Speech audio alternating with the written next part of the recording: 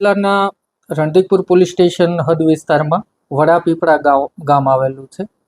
દાહોદ જિલ્લા એલસીબી પીઆઈને બાતમી પ્રાપ્ત થયેલી થોડા દિવસ પહેલા કે અહીંયા રહેતા બીજલભાઈ મૂળવાભાઈ સંગાડા નાઓએ પોતાના ખેતરમાં ગાંજાનું વાવેતર કરેલું છે.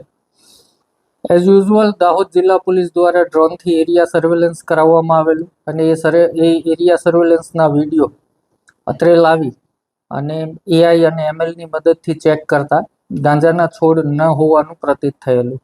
ત્યારબાદ એના ઉપર એનાલિસિસ કરતા માલુમ પડેલ કે અફીણના છોડ હોવાની સંભાવના વધારે છે, કેમ કે છોડ હજી નાના હતા, હજી પાક આવવામાં 2 મહિનાની વાર હતી, માટે એરિયલ સર્વેલન્સમાં એટલા ક્લિયર નહોતા. પછી ડ્રોનથી એકદમ નજદીકથી એનું સર્વે કરવામાં આવેલું, જ્યારે અફીણના જે પોપી હોય છે ઉપરના એ સ્પષ્ટ દર્શાઈ આવેલા. ત્યારબાદ દાહોદ જિલ્લા પોલીસે ત્યાં રેડ કરતા અફીણના 1602 છોડ મળી આવેલા અને એમાં ઘણા ખરામાં પોપી જે હોય એ થોડા મોટા હતા, થોડા નાની સાઇઝના હતા.